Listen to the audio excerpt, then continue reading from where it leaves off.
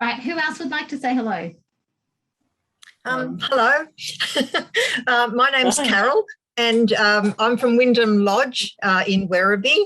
I'm a pastoral care volunteer and I started in 2017. Yes, I'm looking forward to resume support that I give there. Does everyone know that if you've done your infection control training and all this sort of stuff, that you can go back to site? Is everyone aware of that? Yes. Yeah. Yep. Okay, because I've had some conversations with people in the last few days and they've told me they didn't know, but you can be back on site. Yes. So, yeah. Mate, well, you sent out that email a few weeks ago. It was in that email, I think, wasn't it? Yeah, it was. Yeah. I know, but some people didn't get it. So yes. Yeah, there's been a few glitches. There always is. It's tech. Yeah, of course. Yeah. But yeah. Gisela, you were going to introduce yourself? Yeah, I'm Gisela Barros and I do volunteering at Strathallan, and I work with the ladies in the knitting group, and we knit squares and make them into blankets, and the residents get a new blanket when they come into the place, when the first time they come in.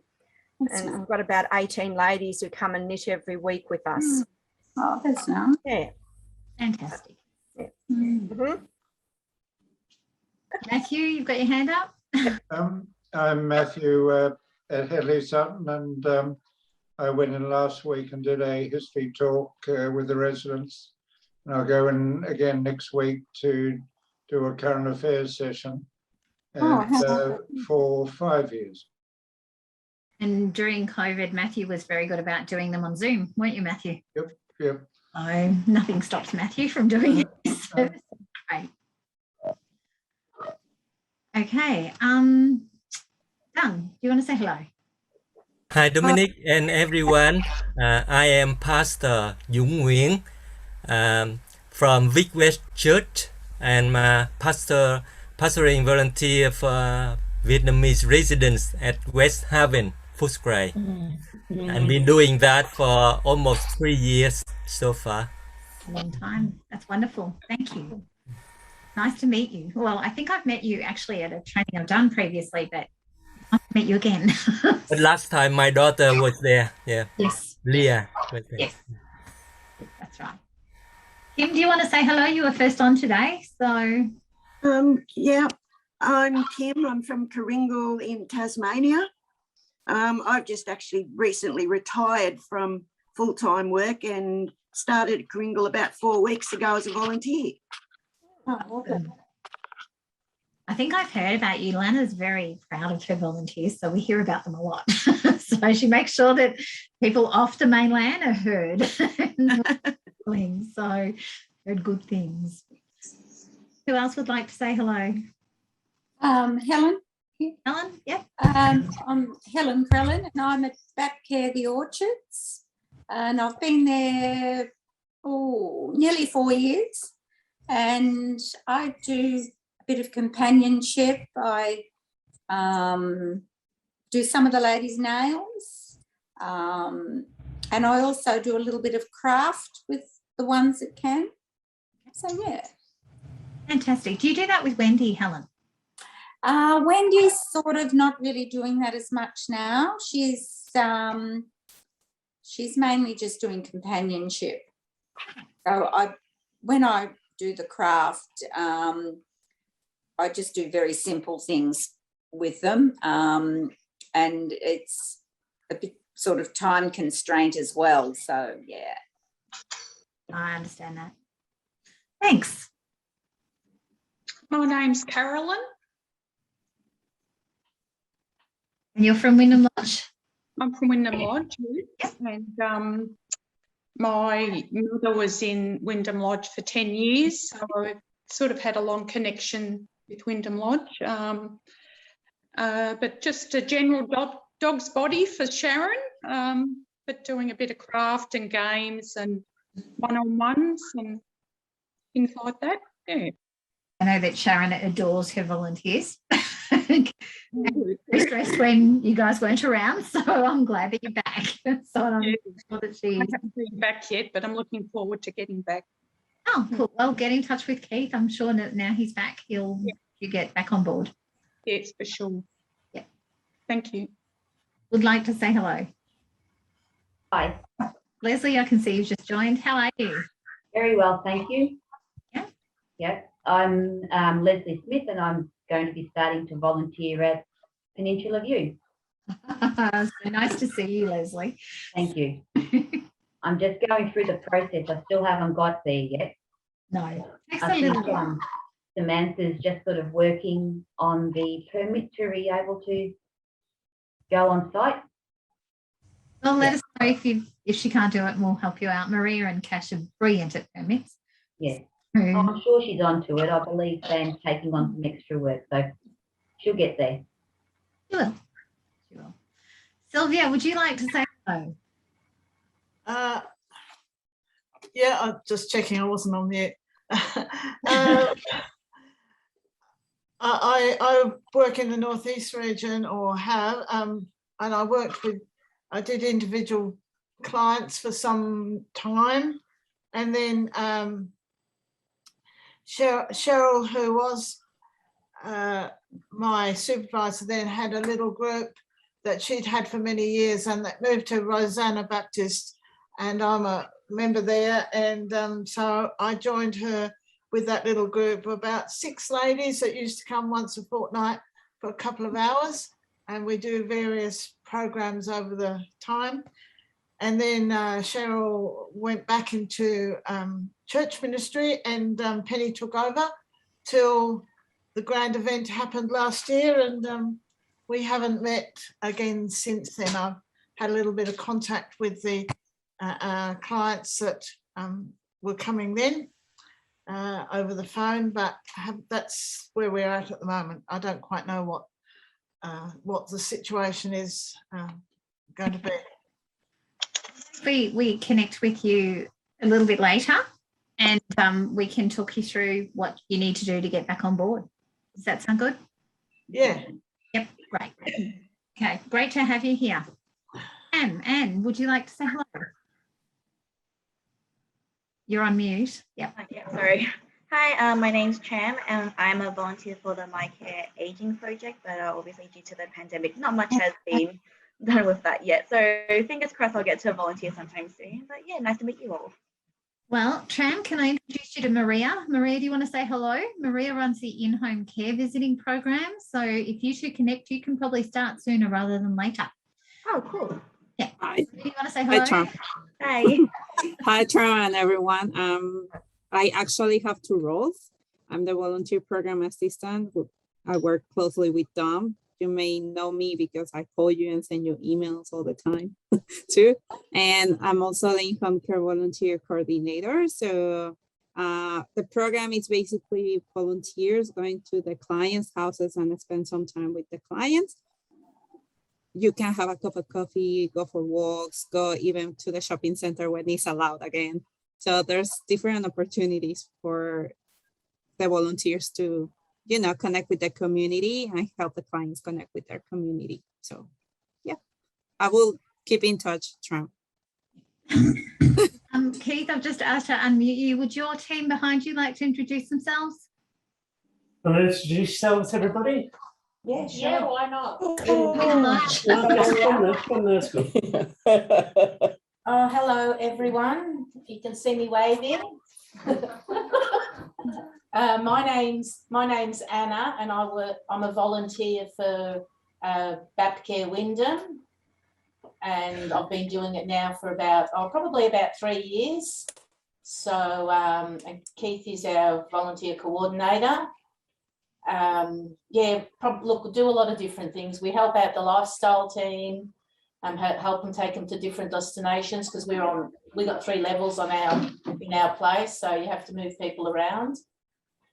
And yeah, help with the menus and often one-on-one chats or playing games with the residents. Sounds fantastic. You're Anna, aren't you? My name was Anna Stone. I don't know if I said my name. Yeah, Keith's told us all about you. And it's the first time I've been on this show. Thank you. That's all right. Welcome, and great that you could join us today. I'm so sorry that you have to wear the face mask, but so glad that you are happy to do that. That's wonderful. Yeah, no, we unfortunately have to wear both masks. Yeah. Yeah, unfortunately. Also, Protection, isn't it? So Yeah, look, it is, and it's the way it goes. I'll say a few things. Hello, everybody. I'm Patsy, and I work at Windham Lodge at Batcare. Hello. And I help around to do one-on-one, and then I try and do some activities to help them and make them happy, and just talk to them, talk about their lives, and then I talk about mine. That's how I connect with the residents, and I love it too. Okay. oh, it's wonderful. Thanks, Patsy. Next. Oh, hi, I'm Robin. I've actually lost track of time as to when I actually started here. It was either 2 or 3 years ago. But sometimes I don't know what day of the week it is. But look, I've really enjoyed my time here, getting to know the residents, the staff, and the other volunteers are fantastic. It's great fun volunteering here.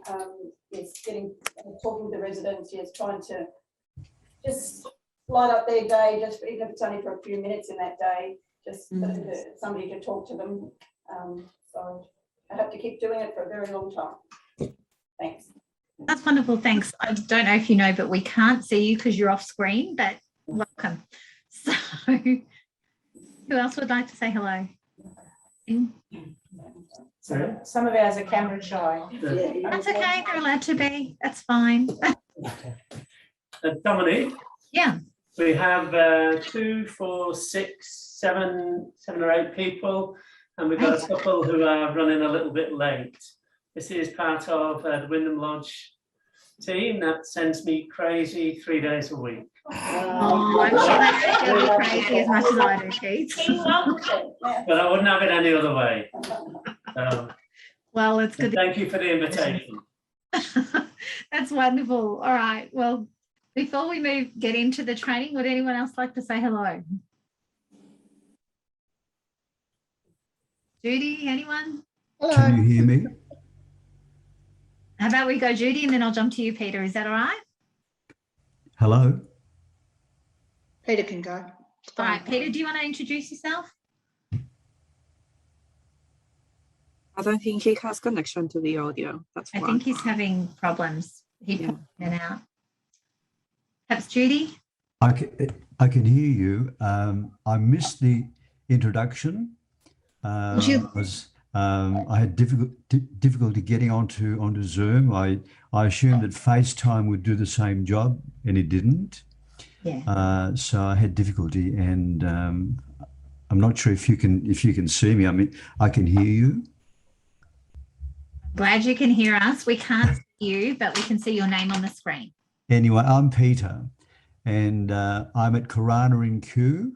I've been there 6 months. I'm there twice a week, on Tuesdays and Fridays, and I've been there 6 months. And my main aim was to do something to entertain the residents and to be a little bit educational. So I've created half-an-hour videos of music and pictures, and they are actual videos. They go for half an hour, and I'm very pleased that it's working for the residents. And yeah, I'm getting a great deal of enjoyment, and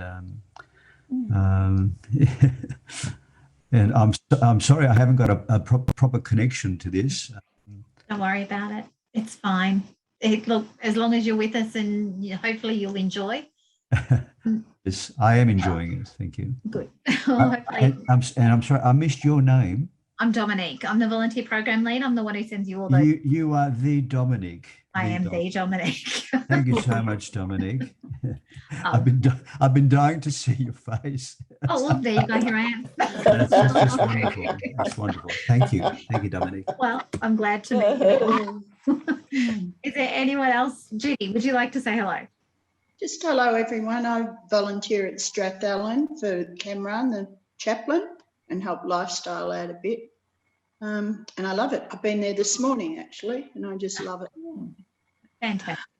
Anyone else? Louise, have you said hello? Hi, I'm Louise. This is my first step in the way to becoming a volunteer at Amberley in Druin.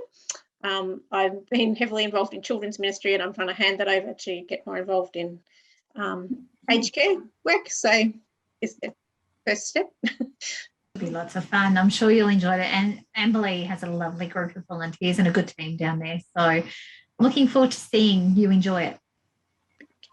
And I think, Marg, have we said hello? Hi. I help out at Corona in the kiosk, and I've been there for about 3 years. Which is lovely. And I've sent you those documents through too. Thank you. So we should good. Is there anyone that I've missed? I think I've got everyone, but I just want to double check. All right. Well, welcome to New Age Standards Quality Training. The standards came in a couple of years ago now, and the Aged Care Commission decided that instead of the 40 odd standards that they had, that they would move them down to 8. And these are the 8 standards. And as you can see, standard 1, consumer dignity and choice, that's in the central picture. And all of the other standards are a wraparound model around those. So we're going to go through these 8 standards today. If you've got questions, sing out, interrupt me. I'm going to ask you questions, sing out answers if you can. But we're going to try and get through this as quickly as possible. We'll take a break in the middle. And we're going to talk about why the standards have come into play and how we actually deliver them as volunteers. So standard 1, resident dignity and choice. I'm treated with dignity and respect and can maintain my identity. What does identity mean? Who they are. Who you are. Who we are and who they are. What about culture, sexuality, beliefs? Sometimes identity can be as simple as I'm able to walk by myself. It doesn't necessarily have to be their personal background. It can be about what they can do or what they want to achieve, what their personal goals are and what their desires are. So they want to have ice cream for lunch every day. That can be part of their identity. Yes. Yes. Ice cream. Ice cream is not a bad thing. I can make informed choices about my care and services and live the life I choose. So prior to the standards coming in, the focus was on the organisation actually delivering service in a way that the organisation believed was best for the resident or the client. Now, it's about what the client wants, what the resident actually wants us to do. So now if we want them to do something, we have to give them information as to why and ask them whether that's okay or not. Because it's about them living the life that they choose, not about what. That's incredibly hard. Exactly. Standard 1 is a big standard. It's kind of the main standard, and there's 7 concepts within this standard. Dignity and respectful care. What do you think that means? Treat them like you would want to be treated, I think, and let them have their choice, like you just said, yes, and respect their ideas and their beliefs. So let me ask you a question. You're at Wyndham Lodge, and Keith says to you, can you go and get Mary from her room? We're doing bowling today. How do you approach that situation as a volunteer? What do you do? By the way, Mary's in a wheelchair, so you would need to push her from her room to the bowling activity. How would you show that dignity and respect for her care? You would need to ask her if she wants to come. Yeah. What else? You could take her, push her in the wheelchair, that if she's happy to go with you. Yeah. How do you do that, Gisela? By asking We have to ask them. if she's happy to go, and would she like you, for you to take her? Yeah. By talking Even to to her. the point of, is it okay if I push your wheelchair for you? Yeah. Yes. It's taking it right down to that minute level where you're seeing her as a person who has multiple choices instead of, I go to bowling, yep, cool, let's go. Is it okay? You've got to ask her permission, yeah. Yeah, you don't take control of the way someone moves around or someone makes choices. You simply make sure you keep asking those questions and asking for consent all the time. That's right, yes. If, when we've got continence aids for the staff, when they go in to change a continence aids in the middle of the night, using respectful language, not saying, oh, I'm here to change your nappy, but saying, would you like me to change you? Is it okay if I do that? That's respecting their dignity and being respectful about them. So that we use and the way we approach people, regardless of their situation, especially those with dementia, is really, really important. So, and this is where this dignity and respectful care is. We provide the care that they want and need, but we do it in a way that really puts them at the centre of their care rather than our schedules or our timing or our need to get. So we've talked a little bit about identity. How do you think we support culture and diversity? To understand something. Yeah. How do we support that? So how do we support diversity and culture? What do you do as a volunteer to support that? Or maybe ask where they're from and find out a little bit of information about it. And, you know, when you're home later on, find out a little bit more information so that you're a little bit more sensitive to what might be some of the customs of that person. There's no one here from Brookview today, but we actually have a group from the Turkish community because we have quite a few Turkish residents out there, and they go in and do coffee and Turkish cakes once a week. It was certainly before COVID. They're not doing it as often now. But they spend time doing something traditional, something that would be familiar. I know that at West Haven, we have quite a few Asian and Vietnamese. So we have lots of people who speak Vietnamese go in there. So that person, the resident, is actually able to speak to someone in their native language. And do that without our volunteers. What other examples could you give me of things that happen with culture or diversity? Understanding not just their language, but maybe the way that you approach someone. We could be pre-COVID, we could be all huggers. That's not suitable for some people, actual contact, but be respectful of their tradition. Yeah, absolutely. I'm so pleased you're on board today, Leslie. It's going to be great. Leslie is a fountain of knowledge. I won't tell you why, that's for her to We're really grateful to have you here today. What else? Leslie's right, some people aren't huggers. There's a lot of Italians at Wyndham Lodge, and it helped a little bit to try and understand a few words. And you have an Italian club there, don't you? Is that right, Keith? Yes, we do. Very successful one. So that's a great example of how volunteers are supporting people's cultural identity. It's fantastic, and we love hearing stories about them, and Keith does share them with us. So keep sharing them, Keith. What about diversity in terms of sexuality, gender, neurodiversity, people who have autism, dementia? Well, yes. Have you thought about those in terms of identity? That's an interesting one. Well, when I do my craft, I often have a few with dementia, and I have a young Greek girl who's, I think, part of NDIS there, and she is just so gorgeous and Greek. And when the dementia patients come, I try to just, some of them, as you know, repeat and repeat and repeat, and they want to know where their husband is. And I just try to calm them and say, yes, your husband is okay, and just try to comfort them as best I can, and just listen to them. I mean, yes, it's a difficult one with dementia, actually, because I have dealt with it in the family with my mother-in-law, and it's a hard one. It really is.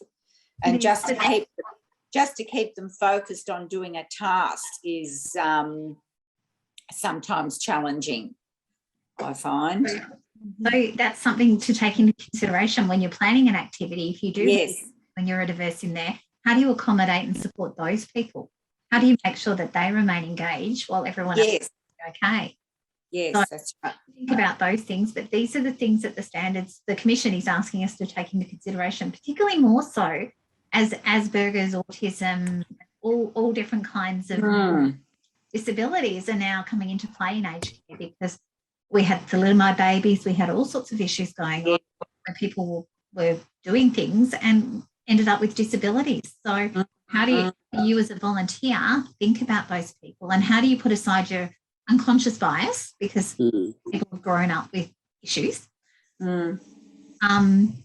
How do you navigate that, and how do you support those people in the same way that you support people who aren't as diverse? Well, when I work with the young Greek girl that I work with, I know she loves doing simple tasks. Like I usually cut up cards for her and we do a montage with the cards. And for her, it's a challenge to think where she's going to put it on that paper and then glue it.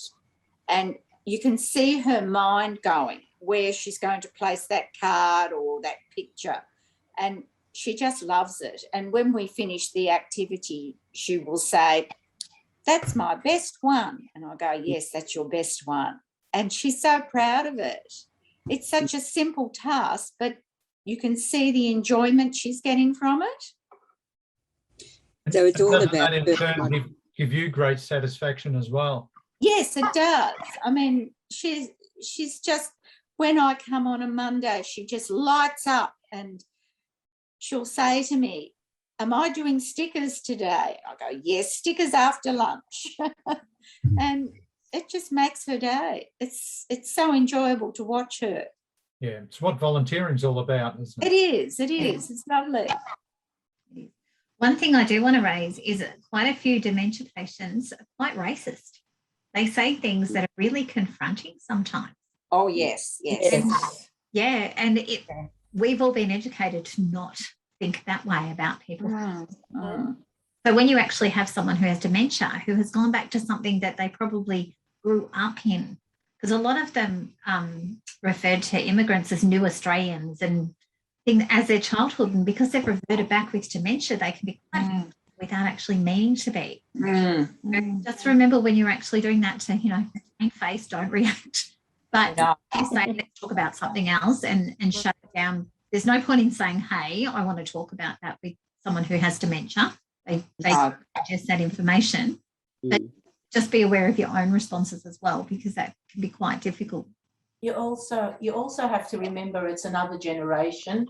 Yes. And even 30 years ago, it was completely different, let alone 50, 60 years ago. So, and it's not going to change for them now. It's just, you really just go along with the dementia patients and try and keep them happy. And I think agree with them to a certain extent. Yes, because you're not there to disagree with them or say you're wrong. We're there to make them feel happy. And yes. All right, I'm going to share my screen and pop back into the standards. Okay, cultural safety. So we've talked a little bit about this, but I had an experience a few years ago where I was over in Perth and I visited an aged care home there, and they actually had someone who was Jewish and someone who was German sitting together, and they had different experiences during the war. And became very agitated. So fine, as soon as they had their food, they would eat, they'd be fine. But the minute the food was over, she was back there, and she in a concentration camp, and putting her was of German descent was really hard for her. And we worked with the organisation to separate them and make sure that they had their own space. But thinking about cultural safety from that point of view, a refugee, any kind of history in the background can make someone feel unsafe culturally. Respectful of their culture is really important. Exactly. Yes, totally. Yeah. We actually because we're actually trying to say yes to residents' choices now, we often find ourselves in the position where it's difficult to say no. So there is a mechanism called dignity of risk. And that is basically if a resident wants to go for a walk by themselves, even though they're not steady on their feet, or they want to go skydiving, or they want to do something that they physically may not have the capability to do, we actually have to get in the family and the medical professionals to actually be able to say no. Otherwise, we have to do whatever we can to support that resident's wish. I don't know of anyone who's actually made skydiving, but it's certainly something that we're trying to facilitate the residents' goals, but we also have that dignity of risk measurement or mechanism to be able to say no if there's a problem. Within Standard 1, we also have to provide information. So over the last couple of years, VAPCare has implemented resident information meetings, newsletters. They consult with the residents. We're doing some co-design work, particularly in the dementia space, We've got a team from Monash University who's actually working with residents in early dementia to talk to them about what their experiences are and what services we should be putting in place. So it's all about making sure there's information for them.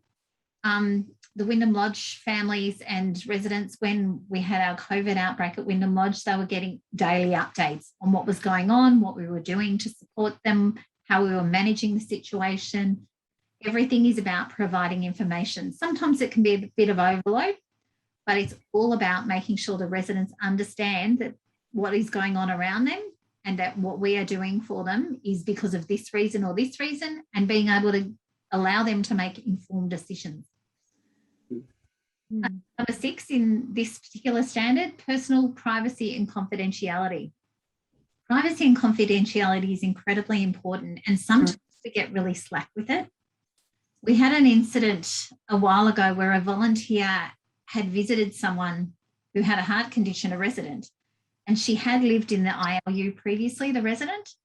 And so she was going up to the site, visiting the resident, and then reporting back on the health condition of the person to all of the other ILU residents. She really struggled with actually understanding that that wasn't quite okay. No. We nipped it in the bud and we talked to them and we said, well, it's like someone going around and saying you've had the runs all day. You don't really want everybody knowing what your particular health condition is. No. You know, think of confidentiality in a way of, if you don't know stuff about you, please don't tell it about anybody else. The other thing, and we're going to do some elder abuse training in the next couple of weeks, Maria's been working on that. We're going to talk about confidentiality and reporting, because sometimes it's due to break confidentiality to tell us, but there are people to do that and processes in which to do that. So we ask that you don't have conversations between yourself and other volunteers or other people.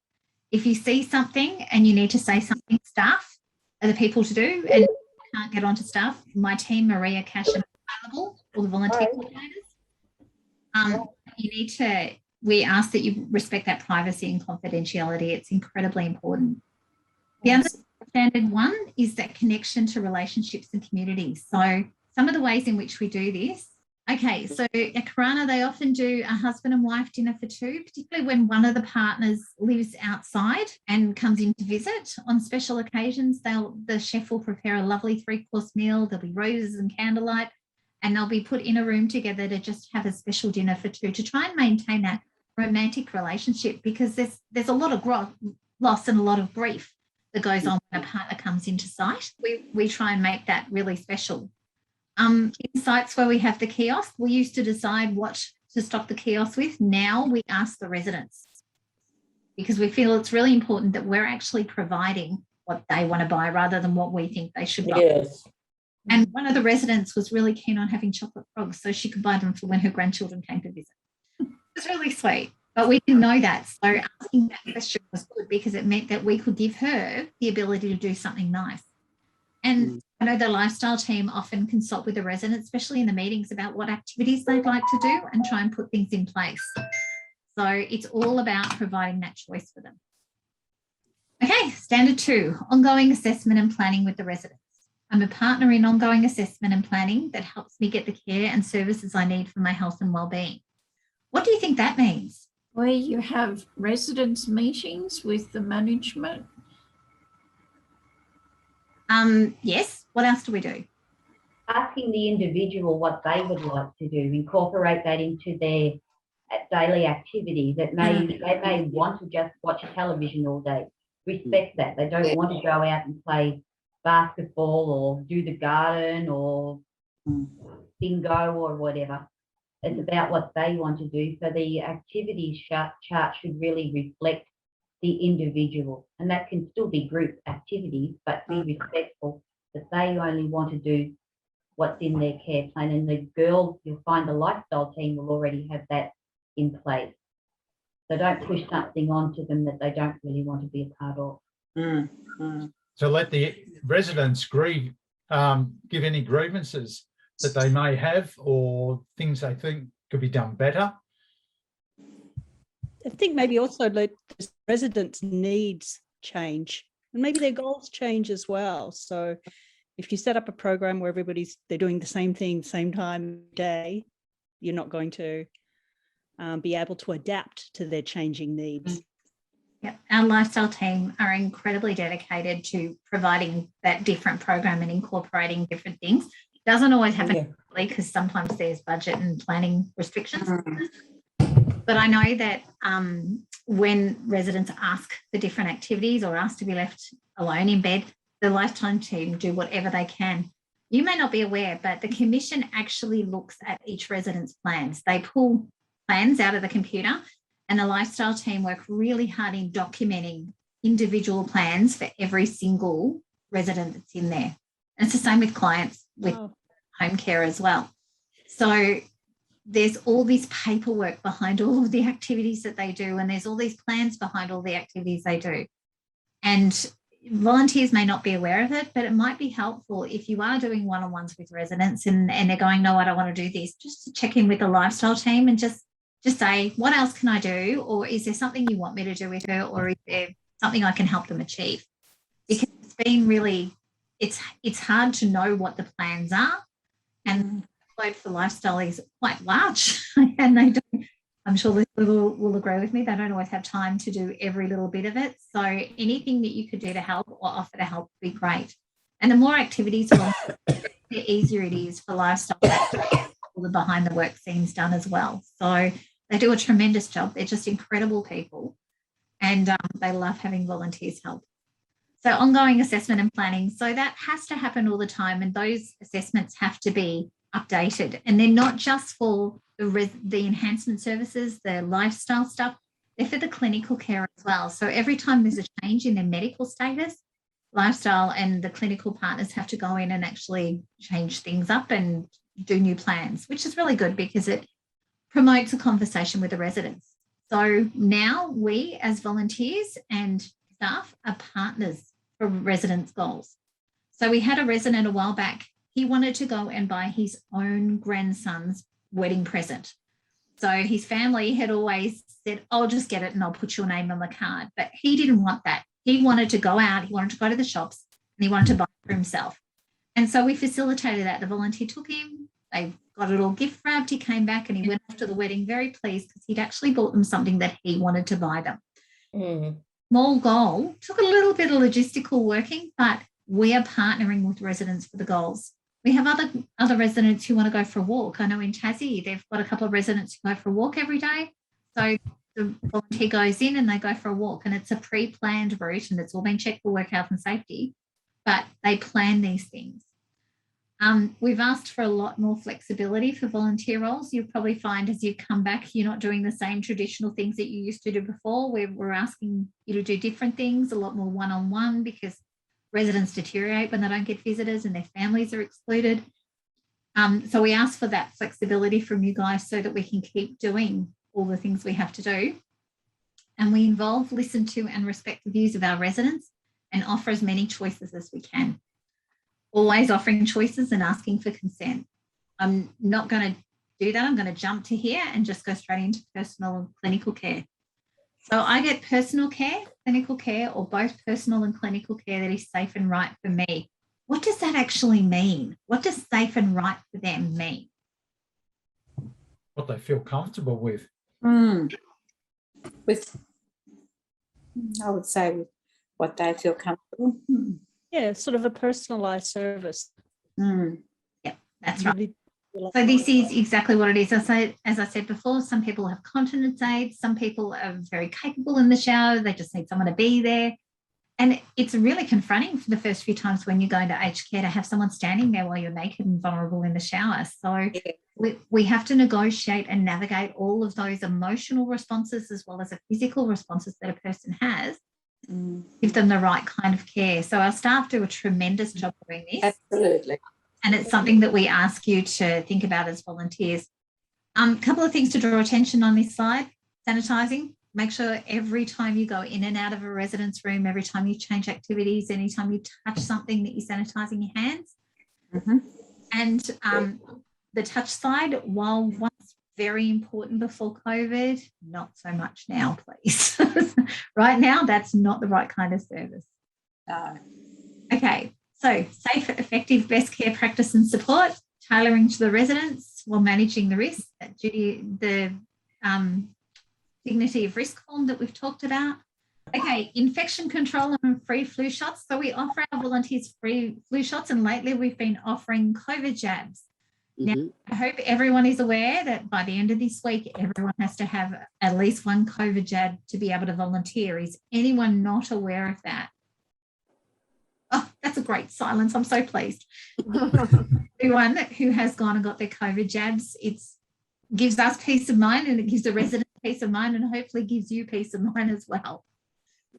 Of course, volunteers, having volunteer programs is part of our personal care that we offer. And you guys play an active role in the wellbeing of our residents with personal activities, entertainment, spiritual and emotional support, and most of all, empowering the residents to speak up and choose. And we'll get into how they speak up later. Okay, so the Warm Hope Project is, like Gisela was telling us before, the residents knit squares with the volunteers. We put them together and then they're given to either the residents, but we also donate them to Women's Refuge and also to our asylum seekers as well. Some of the men like a barber shop. They have, you know, a bit of a beer, a bit of the hot towel shave, a bit of pampering for the guys, which we think is fantastic. When we're not in COVID, some of the personal care that the volunteers did was taking residents out for coffee, to the movies, doing something else. We ask our residents to volunteer, so they get involved in things like the RSL Poppy Project, and knit their own poppies. They might go and help out with something at an RSL club, or there's been all sorts of activities that our residents have done. They did at Penview. Correct me if I'm wrong, Leslie, they made mittens for the koalas during the bushfire, is that right? Yes, they did. A group of ladies that were one was able to sew, someone else could cut out. Some of them were quite happy just to be in the company of other ladies, and they made little mittens, cotton mittens that tied up around the wrist for all the koalas with the feet during the bushfire. Yep, so really good as well. Yeah, so getting our residents to volunteer and actually contribute, I think, is a wonderful way to keep them motivated and connected to community, and that's really what this is all about. We have a site down in the country where they actually take the residents to the footy ground and they go and have a beer and a pie afterwards. But that was their local footy team. So they would go and they'd barrack and they'd have a ball and yell and scream at everybody for missing goals or whatever, or yell at the umpire for making the wrong call, and then they'd all go off to the pub before taking them back home. That's a real asset to maintaining connection to community and is incredibly important. So we want to keep doing things like that. COVID has really disrupted it, but hopefully once everyone's vaccinated and we can open up a little bit, it'll be a very different story.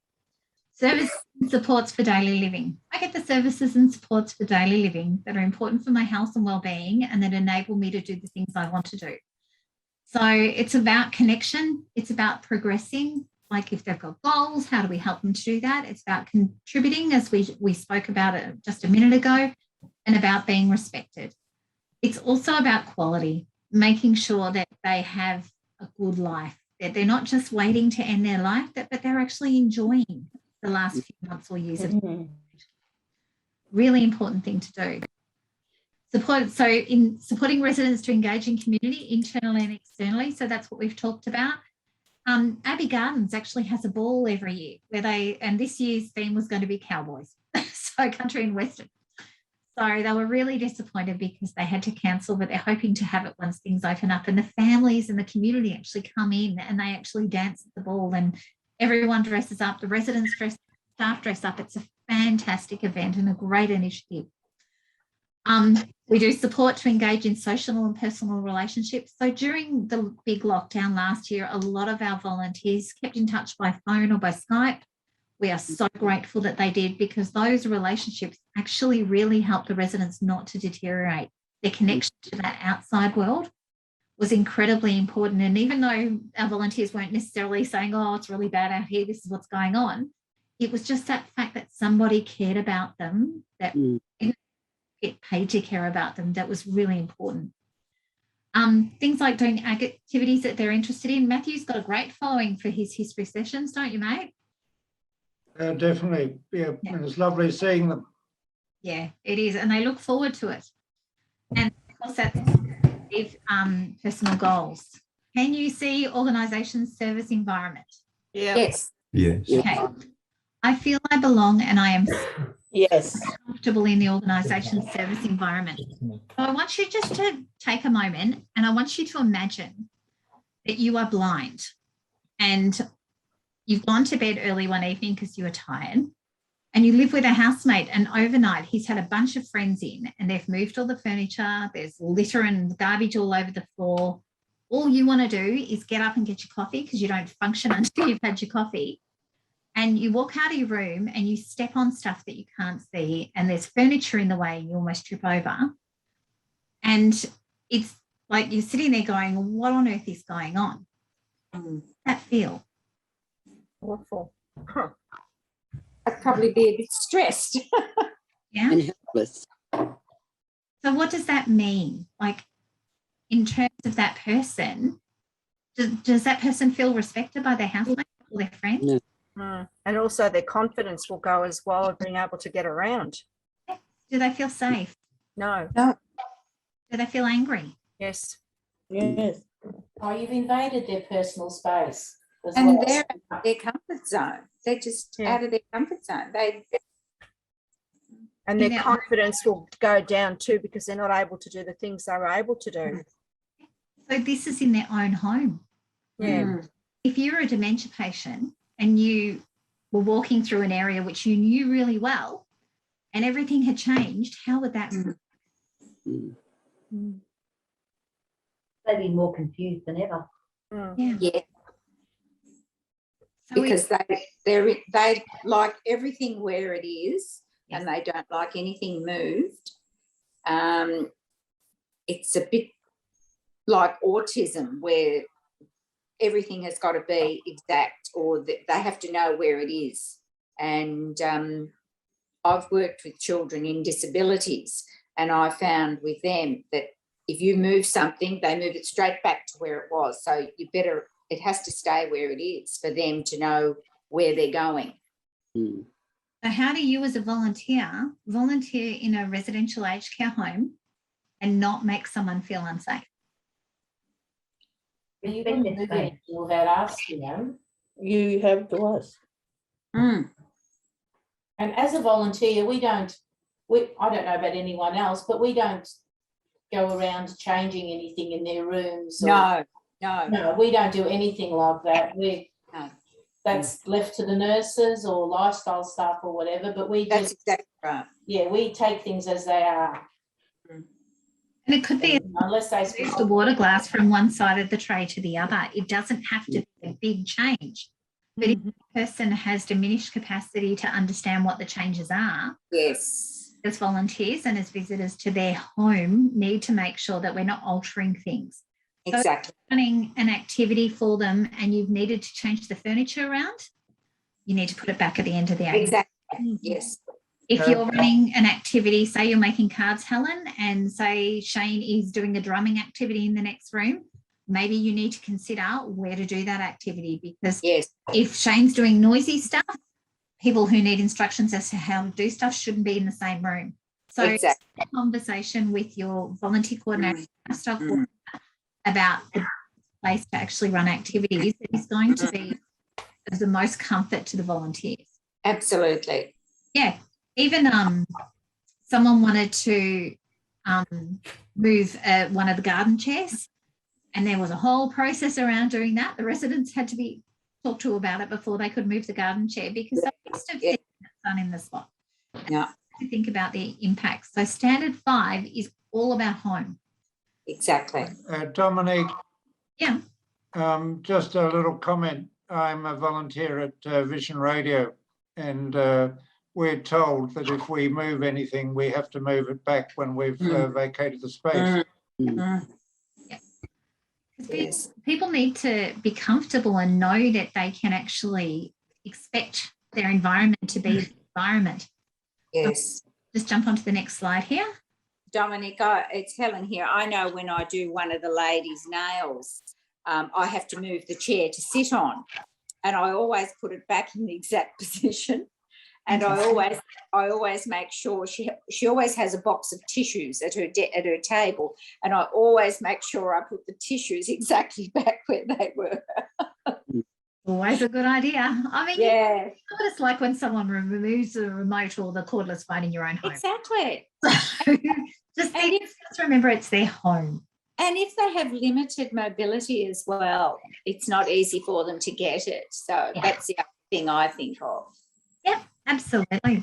So Babcare tries really hard to minimise confusion in the environment for them by keeping things the same or making sure that they're keeping the residents in the loop when they are changing. They have an obligation, but also a desire to provide a clean, comfortable, safe and well-maintained space. There's work health and safety that goes on, so no cords on the floor, no broken furniture, things like that are removed. And they want to make sure that it's safe. So, and that comes into that, you know, if you see something, say something. If you see cords laid out across the floor and you think it's a tripping hazard, talk to a staff member about it. Stop for safety cards. We encourage you to use them when you see hazards like that. We'll get into the stop for safety when we go into elder abuse training and dementia training as well, because we don't want you putting yourselves in difficult positions. But just as much as it's their home, we need it to be safe for you and them. So make sure you're speaking up. But keep an eye out for things like if a volunteer moves the chairs and they don't put them back, remind the volunteer. Another thing too is we found over COVID that in some of the group sessions that we've set up that we've, you know, socially distanced all the chairs and the residents come to the activity and they put them all back together. It's their I don't see why they have to do that in their home, and I understand why they feel that way. So it's about, you know, tying up returning furniture, reporting any faulty equipment, consider where your host activities and plan to minimise confusion, ensure basic hygiene. Now, we're not asking for basic hygiene now, we're asking for great hygiene, just to be clear. And like if you're taking the residents to courtyard and walks around the home, just make sure there's no tripping hazards or anything that could hurt them, because the last thing you want to do is be in a position where the resident might get hurt. We've only got 3 standards left, so I can be quick. Feedback and complaints. I feel safe and I'm encouraged and supported to give feedback and make complaints. I'm engaged in processes to address my feedback and complaints, and appropriate action is taken. Can anyone tell me what the feedback form looks like? No. No. The leaflet at the front door. There should be in the, well, I'm assuming that most facilities would have a pamphlet stand, and there'd be in the reception. Leslie, it's also at the nurses' stations. So did you know you can fill in feedback forms? No, didn't know. And feedbacks can be compliments as well as complaints. So the staff love them, but most nurses' station has them. But there are some volunteers at some sites who actually once every couple of months they were going around pre-COVID and talking to residents and going, have you got any feedback? And they would actually fill in the form for them if they couldn't fill it in themselves. And then they put them in the feedback box. The feedback form goes to the RCSM, the leader of the site, or the manager of, if there's if it's an in-home care program, they can go straight to the website, type in complaints on the Babcare website, and it'll bring up the feedback form, and you can put compliments in as well. So if you're happy about something, that goes right up the top of the tree. It doesn't just go to a manager, it actually goes straight up to Graham, our CEO, and he reads them. He's very good about that, and he follows up. So we like feedback because we do continuous improvement all the time, and every facility and every program has a continuous improvement plan. We address problems as quickly as we can. It's taken seriously, and you can assist by offering encouragement and support, provide your own feedback, and empowering residents. If a resident's saying, oh, no, I don't want to cause trouble, just say, look, they want to know. If they don't know, they can't fix it. So encourage the residents to actually say, hey, I don't actually like orange juice, I prefer water, or whatever it is. It can be a really simple thing. It doesn't have to be a big deal. So don't advocate for medical changes. It's not your role. There are limits about what you should be doing. But if a resident is complaining to you about their medical care, their clinical care, that's something you need to go to the nurses' station and say, hey, I think Doris is having a bad day. She's mentioned this. Can you go talk to her and hand it to the staff? And if it's not followed up, keep elevating until you get to me. At which point I'll just bring the RCSM and go heads up. So, okay, so you can offer support for residents to submit their own view. This is what happens when you have a complaint or feedback. It goes to the lifestyle or volunteer coordinator. They're the first point of contact. If they're not around, go to the office manager. The office manager is not available, or even if they are available, they'll elevate it to the residential care and service manager. If in home care, the volunteers go straight to Maria. She lets them know, and then we put it to the correct manager in home care. So it is taken seriously, but that's the process. If they're not available, fill out a feedback form. And if it's an emergency, go to the nurses station and tell them you need some assistance. This is what the feedback forms look like. So you can write whatever you like.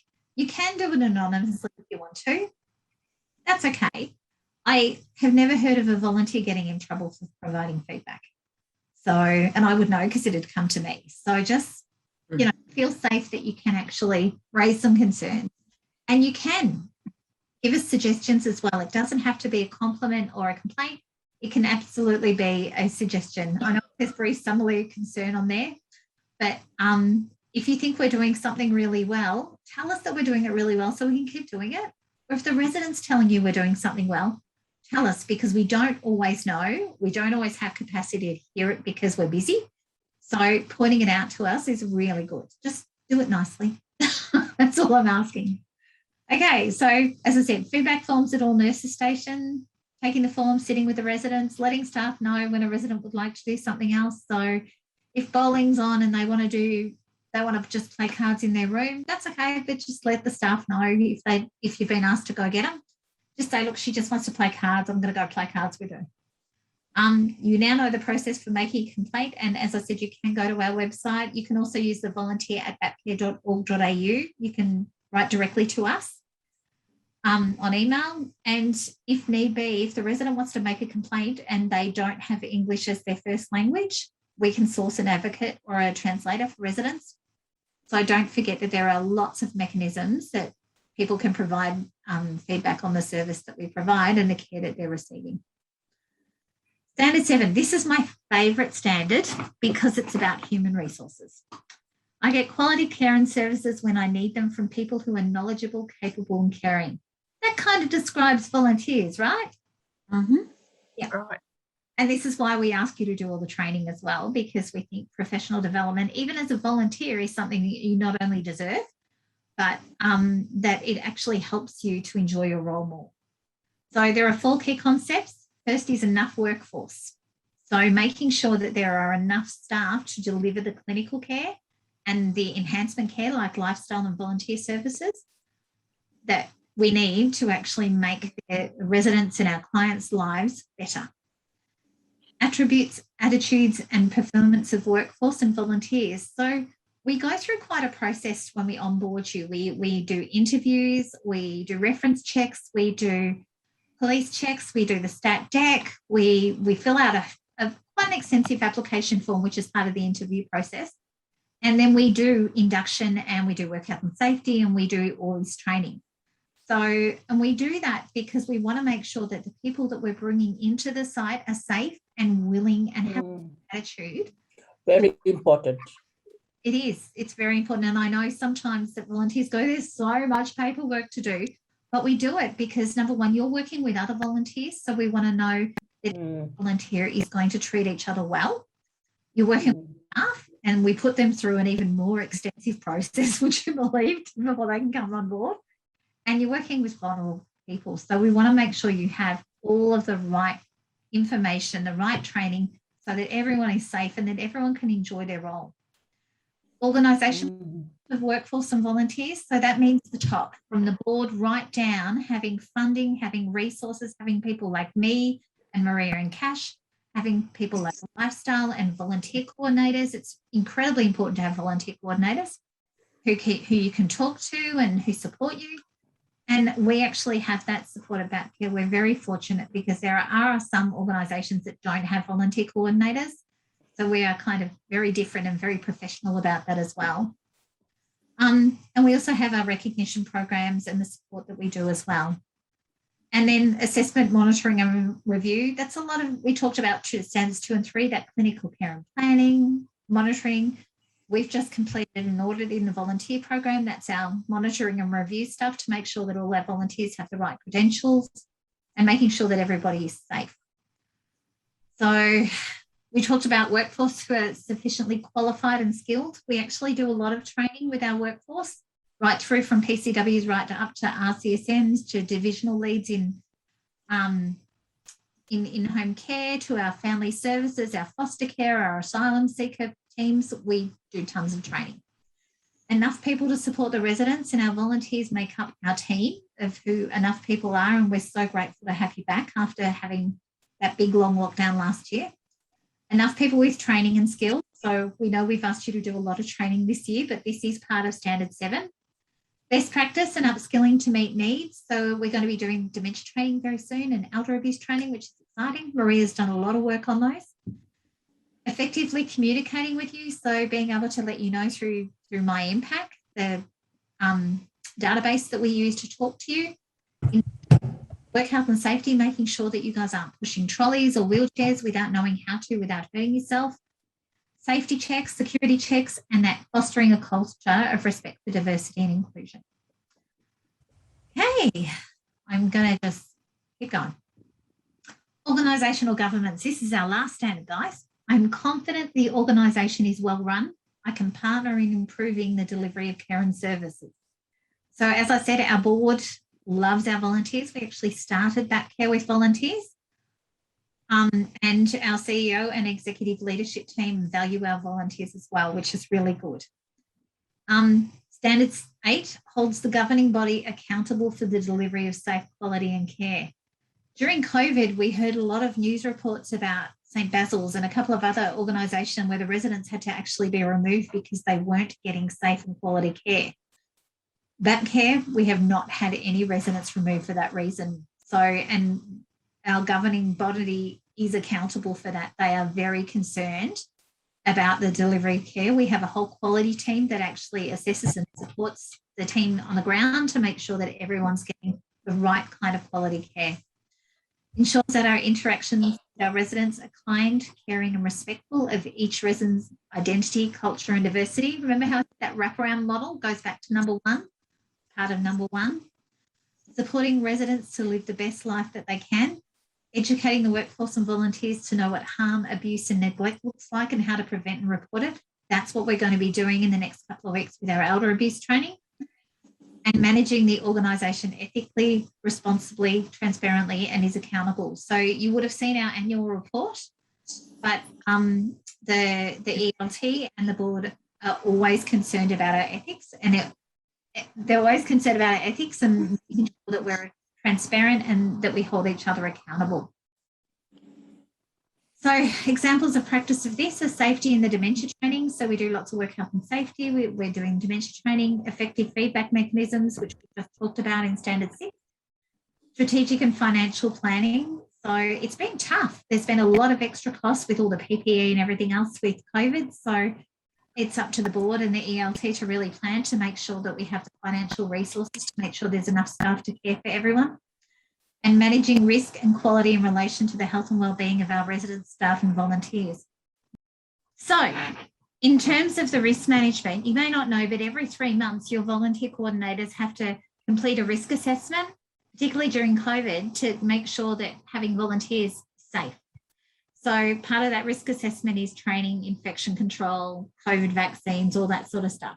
So they're doing a lot of work behind the scenes to make sure that everybody is okay and that it's safe for you to come back on board. Part of that risk assessment is if there is a COVID case, what our communication strategy to you are, how we manage that with you, how we contact you to say, hey, you're on site, there was a COVID case, heaven forbid, we don't want one. But we've got mechanisms in place to actually make sure that you're safe as well. So we think that's really, really important. Now, questions? Dementia training. Yes. There was one of the girls in Lifestyle, Michelle, I don't know, she hasn't returned. She's been ill, I believe. She ran a very good dementia training course for us. Would be early last year. Yeah, the Montessori. Yes, she was fantastic. That was wonderful. Yeah. So our dementia training, we've been working with Monash University, and Maria's been pulling together resources from everywhere. And Monash have been looking at it and giving us some guidance around what to do. So we're going to be rolling that out in a couple of weeks, but it does include Montessori. Okay. Yeah. No, it was terrific, that one we did. Michelle's great. Yes, yes. Lovely person. Yes. I miss her.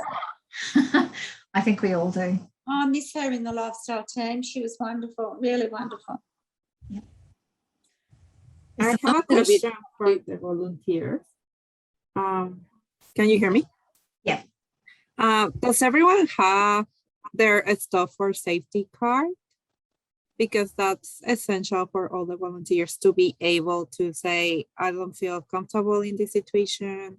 Or if you are asked to leave something and you can't. So if you want to put on the chat who needs it, then we can send that information to your volunteer coordinator. So you have it. What was that, Maria? Was it a card you said? A card? Yeah, it's the stuff for safety card. Yeah.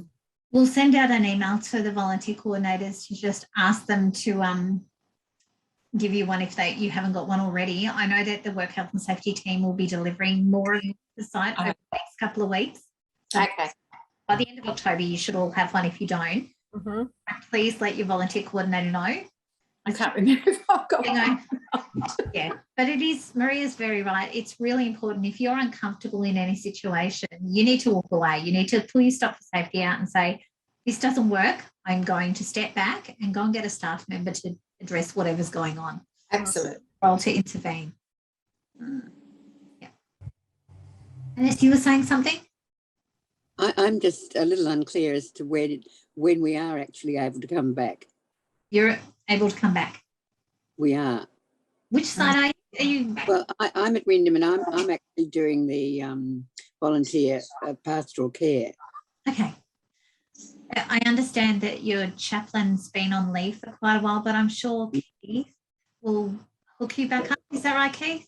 Yeah, that's right. It's but actually with Glenys and another gentleman, Lindsay, that's actually sat with Gary at the moment. So we're just waiting any day now to get the okay. Yeah. That's one part of what we do. That's taking the services, but both of us also do going around the wards, the rooms. Are we able to do that again? And do we have to wear protective gear or? You have to wear protective gear, but visiting people, as long as you do it in a way that's following the infection control. So talk to Keith about the infection control practices, then he can walk you through it. But there should be no reason that you can't go back and do those things, even if you can't do the services just yet. We might start with the services and then we can go. All right. Well, I'll follow it up at my end. Yeah, and see what I can do to hasten things along. Anyone else? Yes, just a question.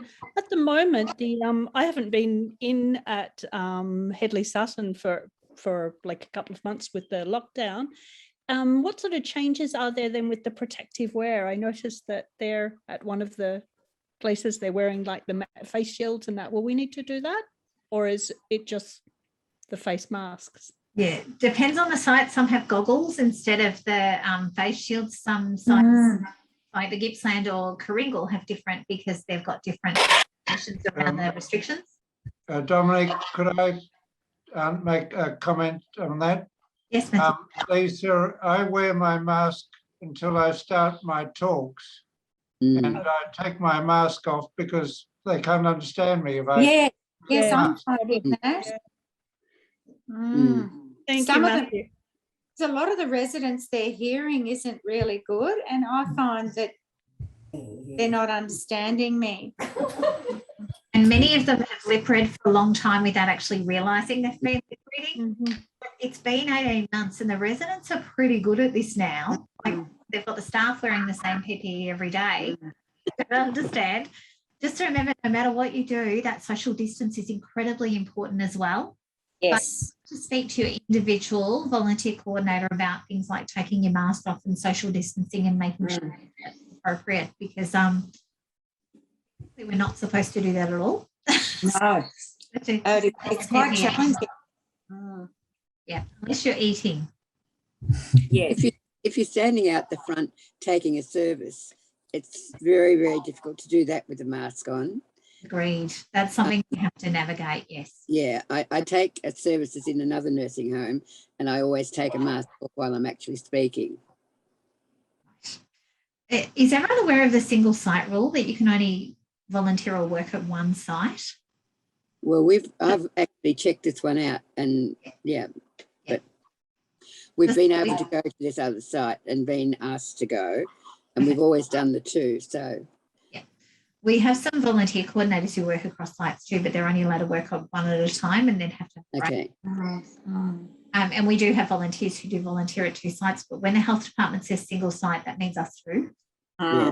Yeah, just be aware, sort of, or like, and it could not just be aged care. If you work in a hospital or a school environment or a childcare center, we're having those discussions. So just check in with your coordinator. They will speak to their RAC manager and they'll be able to give you a definitive answer on that exact question. It depends on the site. It depends on the situation. If you're in a hot spot, things are tighter. Yeah, well, Dominic, I work at a disability school. I've been there 30 years but I haven't been there since February this year for that simple reason. Because I know we're all vaccinated at aged care, I don't know whether the school is, or there's no set rule there. So I haven't been back this year. I've just concentrated on VAP care, that's it. Which is wonderful. We're very happy. It's not worth the risk. It's not. It's not. And I can tell you now, once it gets into a site, that's exactly right. It's really hard to get out. So every measure, and that reminds me, if you live with someone who's been sick, if you live with someone who's visited a tier 1 site and may not be sick, please stay home. Yeah. Please do that self-health assessment and make sure that even if you've got the slightest sniffle, stay away. I have hay fever almost every day. I'm not visiting sites while it's like this. No, COVID's done, and I'm fully vaccinated. So just really, really careful about who you live with and who you associate with. That's right. When you go into the sites, because we just, that you would hate to be that person. Yes, exactly. Unknowingly brought it in. If you're not signing in on Better Impact, please do so, because that is the fastest way we can get information to you. If there's been a case at a site, please tell us, or please make sure you're signing in and out with your QR code on the tablets, because or your phone, because that way we can contact you straight away and say this person's been on that site at this time between this hour and this hour. They're exposed. They'll need to self-isolate. Exactly. So just remember, I know you're signing in on Zipline too, but that's kind of temperature taking and other things. Better Impact is really for us to be able to say this volunteer was here then. We need to keep them safe. So is anyone having trouble with Better Impact? I don't really understand what Better Impact is. Keith will walk you through it. Okay. You sign in with your QR code. So you sign. I haven't really been doing anything for almost 2 years. I have the great information that it's been set up at the reception desk, I believe, and you'll be shown how to use it when you first go back. Okay. Once you get a hold of it, now that we're all used to holding our phones up for QR codes, once you get used to it, it's very easy to use. Very easy, yeah, it is. And we also have a YouTube channel, which Maria has created a ton of videos. So we'll send the links out in a follow-up email with this as well. If someone did ask if the video is going to be available, it may take a couple of days because we're going to cut some stuff out. But yes, the video will be available, and we'll put it on YouTube at that same link. And can I just add, for all volunteers, if you have had your COVID vaccine, can you please make sure to send the certificate to your volunteer coordinator? That's really important for us and for the residents. Thank you. Thank you. If we don't have it by Friday, you can't go in. You have to give us your certificate first. So please, and even if it's just I've had my first, no problem. Just tell us what you've had. So, yeah, we're just trying to keep everybody safe so that everybody recovers and, or rather, doesn't need to recover from this pandemic. So, do we need to just to give our certificate? Yes. For the COVID that we already had our vaccine? Yeah, COVID and flu shot. So it's good. We always had yeah, to do. and I had 2 already. I had the AstraZeneca. Oh, great. And Doses? yeah, I had 2. Yeah, 2. Great. Yeah. Nice feeling when you've had both. You can just kind of tick that off your list. Yes. Live. Yeah. Is anyone I having? had it in June and August. Fantastic. A lot of our volunteers did. That we were really pleased to see how many of you actually did, but we still need those certificates so we can, because we report to the health department every week on how many people, like workforce and our volunteers, how many have had. So the more information you can give us, the better. Is anyone having trouble going to MyGov and downloading their certificates? No. Okay, great. Is there anything else you want to tell us or feedback you want to give us? Could you just maybe talk again about the wheelchairs, because I've offered to take people after my talks, but the staff prefer to do it. Yes, they do. You need to have manual handling training so that you don't hurt yourself, because having lifted a wheelchair when I was much younger, they're quite a lot heavier. Yeah, oh yes, I'm aware of that. Yeah, but we also know that pushing sometimes heavy residents can actually hurt you. So we actually require you to do manual handling training. Yep. Your volunteer coordinator can organise that for you with the site educator. They can run that through. And also if you're pushing trolleys for kiosks or anything like that, it's the same thing, how to push things correctly. But also that consent piece is really important. So if you go to a room and you say to Joy, come on, would you like to go to bowling? And she says, yes. Keep just asking questions. Is it okay if I take you? Is it okay if I push your wheelchair? Are you ready to go? Just keep up the conversation, but keep asking for that consent. Same thing like when you push the wheelchair and you get to the group, is this spot okay? Are you happy to be here or do you want to be around the other side? Make sure it's what they actually want. If you get in the habit of it, it becomes a really natural process, but it's something that we've seen time and time again. Volunteers just go, come on, we're going to bowling, and they just push them and they forget to respect that identity and individuality. So make sure you're asking those questions and asking for that continuous consent. Same as visiting someone in your room, knock on the door. Are you happy to have a chat today? Are you happy to come in? Yeah. Yep. Can I sit in the chair? On the bed. But maintain your social distance. But just ask for that consent, respect that identity and that individuality. Yes, I always knock on the door and wait for them to say, come in or whatever. Right. Yeah. Yeah. And some days they're not going to feel like a chat. No. Some days I don't feel like a chat. Most days they do. I don't get many that say no. Is that we know that residents deteriorate when they're not seeing families, and we know that things are hard. And during the long lockdown, we had a resident with dementia. She was they used to keep her happy, basically make her happy by playing cards with her. So the school knew she loved to play cards, so they'd sit down and have a go, or the volunteers would, or the family would. But over that long lockdown where no families and no volunteers, she lost her ability to see red and black. No longer play cards. Just a small deterioration, but it's enough to make her. So the staff now spend as much time as they can with her trying to find other ways. But she loved cards. That was her joy. So having you guys go in and spend time with the residents, that's a bigger gift than you actually know, because it keeps them healthier as well. Oh, absolutely. Yeah. Did you have a question? Oh, no, Lisa didn't have a question. Sorry. That's all right. I thought your hand was up. Anyone else? Anything? All right. So the elder abuse training, we're hoping to roll that out next week, and then we will and we'll invite you along. It will be at a different time for today. If you can come along to some of our wellbeing events, please do. We know that it's really tough right now with COVID and that everyone's had enough of lockdown and restrictions and not being able to hug people. So we're offer some stuff that might put a moment of light in your day. So come along and have some fun with us. We had trivia today, Cash for the trivia, which is great. Oh, Joe's not on, but yeah, look, if you want to do anything, and if there's anything you need, please either ask your volunteer coordinators or sing out to us. Really happy to hear and listen. Okay. Here's support. Well, thank you everyone for being here today. We will keep on Thank you. Thank you, Dominique. Thank you. Oh, Dr. thank you. Thanks a lot. Bye. Thank you. Thank you so much, Dominic. Bye.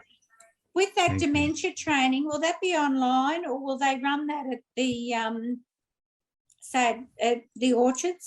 We can't run anything at site, so we're going to Okay, online as we can until we can it'll go. be online. Okay. Okay, thank you. Yeah. Thanks a lot. Bye. See you later. Have a good Bye, day. everyone. Stay safe. Thank you, Dominic. Thanks, Keith, for organising that. No problems. See ya.